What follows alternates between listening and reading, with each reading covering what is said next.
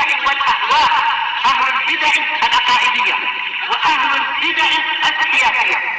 نقول بيننا وبينكم السلف، بيننا وبينكم الكتب، كان فيقول البدع بيننا وبينكم.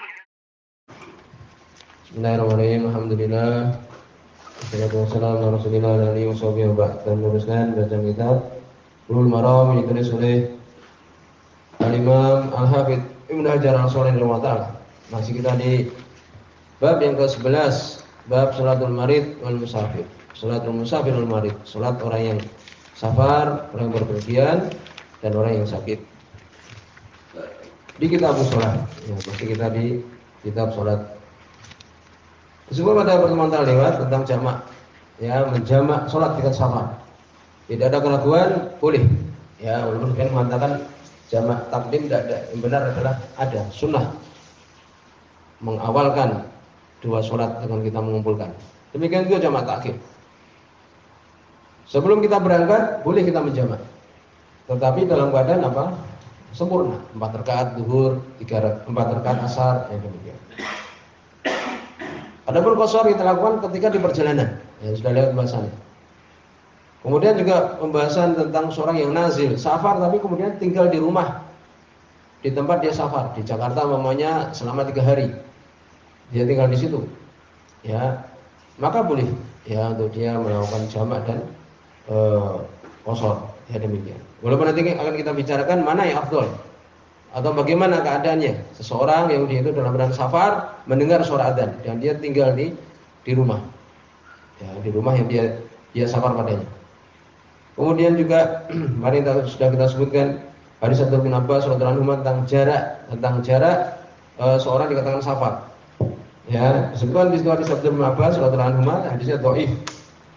Yaitu sejarah menurut beliau, yaitu ucapan Abdullah bin Abbas, istidlal beliau, ya 4 barid. 4 barid inilah pendapat Syafi'iyah. Kita perhatikan di Indonesia, ya pendapatnya Imam Syafi'i. Demikian juga ulama-ulama yang lain. Demikian juga di situ pendapat Imam Ahmad, Imam Malik, yaitu ini arba'ah burud.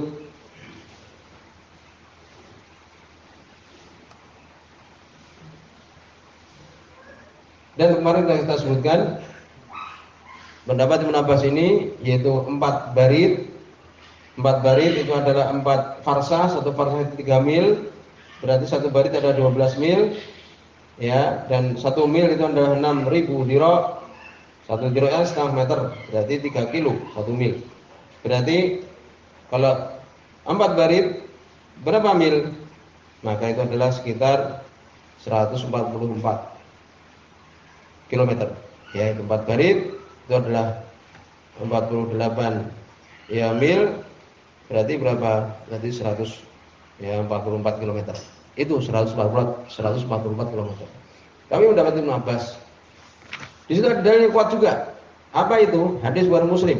Ya, hadis Abu Hurairah anhu. Bahwa Nabi SAW mengatakan, la tusafir mar'ah masirah yaum ila wa ma'ad du mahram. Tidak safar seorang perempuan sejarak satu hari, ya. Perjalanan 1 hari. Lihat nih, perjalanan 1 hari. Berarti safar. Tidak safar seorang perempuan perjalanan 1 hari. Jelas. Ini lafaz ini dikatakan safar. Tidaklah safar seorang perempuan perjalanan 1 hari. Berarti 1 hari berjalan menggunakan kaki atau naik onta itu adalah dikatakan safar. Ila wa ma'adu mahram. Kecuali bersamanya hendaknya ada mahram.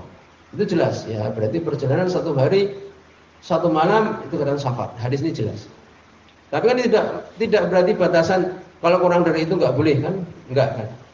Tapi jelas bahwa 1 hari 1 malam itu ada dikatakan safar. Dan perjalanan, ya, seseorang dari Mekah ke Arafah, ya, disebutkan itu termasuk safar, yaitu nisfu yaum. Yasirul ibil wal aqdam. Ya, dari Mekah menuju Arafah kalau jalan kaki, berjalan dengan menggunakan unta atau jalan kaki setengah hari. Dan Nabi mengatakan disebutkan itu adalah safar. Ya, demikian. Jadi dari sini jelas bahwa perjalanan setengah hari itu dikatakan safar juga. Ya, safar sabata fi jawaz qasr wal jama' bis sunnah. Safar yang datang di situ sunnah ya untuk mengqasar, demikian juga menjamak. Kemudian sebagaimana Ibnu Taimiyah wal barid huwa nisfu yaum yasirul ibil wal abdam. Barid itu adalah setengah hari berjalan dengan menggunakan onta atau berjalan kaki. Yaitu bahwa ladzi qad yusama masafah qasr. Inilah yang dikatakan ya jarak mengqasar. Sudah selesai. Jadi setengah hari termasuk safar. Ya, bisa kita kira-kira ya seorang jalan kaki kemudian setengah hari itu dikatakan safar. Dan itu kembali kepada apa? Kepada kebiasaan, kepada urf. Ibnu Taimiyah belum mengatakan wa hadza qaul katsir min as-salaf wal khalaf bahwa asahul aqwal fi dalil. Ya, kemudian disebutkan la budda yakuna dzalika mimma yu'addu fil urf safar. Dan ini harus untuk kemudian sesuatu yang dianggap secara kebiasaan itu adalah safar. Misal yatazawwada lahu, seperti seorang berbekal, ya. Demikian. Jadi kembali kepada tadi, orang sudah pergi ke luar kota itu dikatakan safar. Berikutnya, ya kita teruskan. Ya, sudah selesai ya tentang pembahasan jarak safar, tidak ada secara dalil. Dan paling amannya memang berjalan kaki ataupun ya menaik unta setengah hari itu dikatakan safar. Ya alam seperti dari sini menuju Kendal itu sudah alam dikatakan safar. Kemudian berikutnya hadis nomor 12. Itu hadis yang ke-408 di buku ini. Wa Jabir dari Jabir bin Abdullah radhiyallahu anhu. Kalau belum mengatakan kalau Rasulullah berkata Rasulullah sallallahu alaihi wasallam. Hadis ini dhaif. Di situ ada Abdullah bin Lahiyah. Dhaif, dia lemah, mukhtalid juga hafalannya campur. Karena waktu itu dia punya perpustakaan terbakar bukunya. Sudah lemah hafalannya. Kemudian beliau ini rahimahullah taala terbakar perpustakaannya, hafalannya semakin lemah. Ini sebab dhaifnya, lemahnya adalah ini. Dari Jabir bin Abdullah radhiyallahu anhu qala mengatakan qala Rasulullah sallallahu alaihi wasallam berkata Rasulullah sallallahu alaihi wasallam khairu ummati, sebagus-bagus umatku alladzina, yaitu orang-orang yang idza asau istaghfaru, apabila mereka melakukan kesalahan-kesalahan, kejelekan, kesalahan, istaghfaru, mereka minta ampun. Wa idza safaru qasaru, apabila safar mereka qasar. Wa aftaru, dan mereka berbuka. Kalau puasa berbuka ketika safar. Di sini dhaif. Ya, kalau sahih ini saya apa? Seorang ketika safar dia akan mengqasar dan berbuka kan itu. Jadi sering kita bahas masalah ini.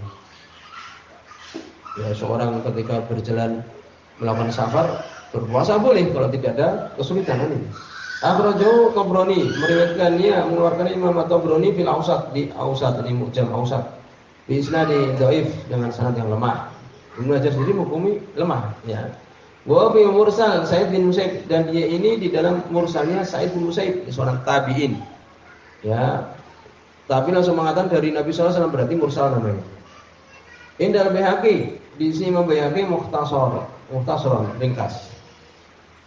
Ya, ini seakan-akan menjadi penguat kan itu, tapi ulama tidak menguatkan.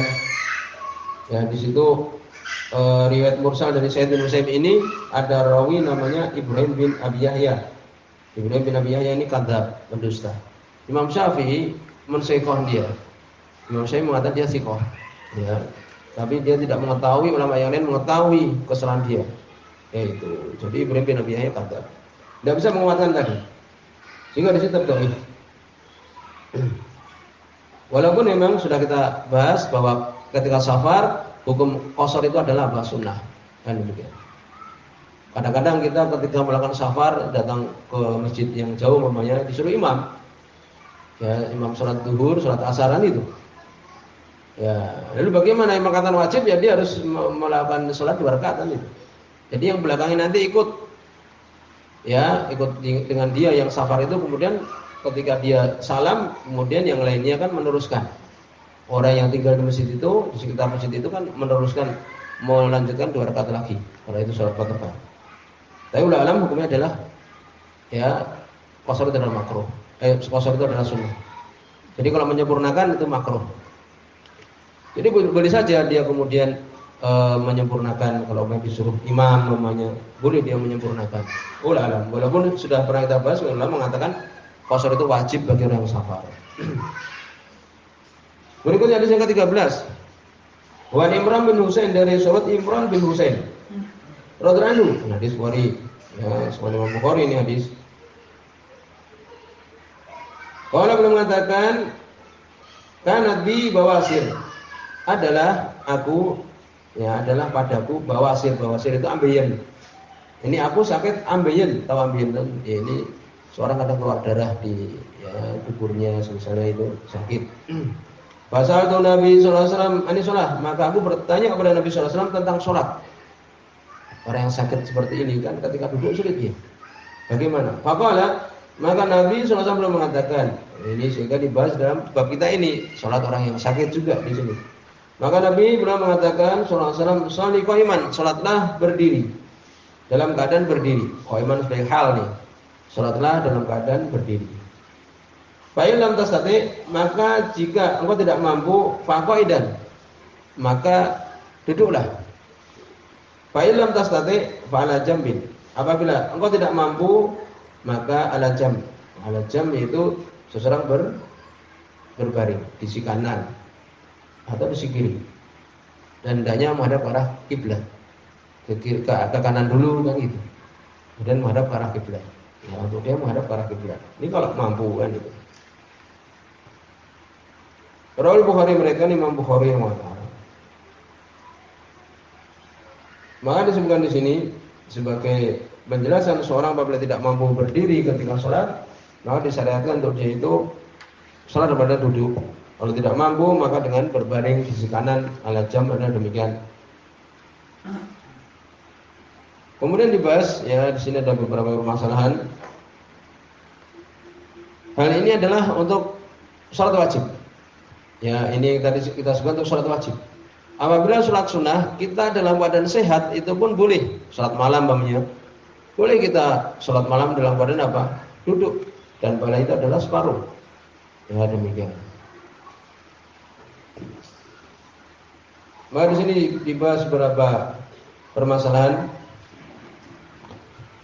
Ijma' para ulama. Naqala ghairu wahid min al-ilmi al-ijma', disebutkan, dinukilkan oleh bukan hanya satu dari ahlul ilmi, jadi banyak ulama menukilkan al-ijma', kesepakatan ala anna yusolli qaidan, kalau tidak bisa berdiri atau dia sholat dalam keadaan duduk. Ya demikian. Kemudian bagaimana kalau dia mampu tapi dengan sangat berat sekali? Dia mampu berdiri tapi dengan apa? Dengan berusaha keras. Bagaimana ini? Jumhur ulama ala annahu yusolli qaidan aidan wal masyaqqah syadidah. Ini apabila dia itu harus berusaha payah untuk berdiri, maka jumhur ulama berpendapat untuk dia sholat dalam keadaan apa? Duduk juga. Dia mampu berdiri tapi dengan susah payah, maka di sini untuk dia sholat dalam keadaan apa? Duduk. Ya, duduk. Atau kadang-kadang semakin bertambah sakit, maka untuk dia sholat dalam keadaan duduk. Allah menyebutkan dalam Al-Quran, la yukallifullahu nafsan illa usaha. Allah tidak membebani jiwa kecuali dengan keluasannya, kecuali dengan kemampuan dia. Demikian juga amma ja'ala 'alaikum fid dini min haraj. Dan Allah tidak menjadikan atas kalian dalam agama itu kesulitan. Ya demikian. Sampai di sini dulu, semoga Allah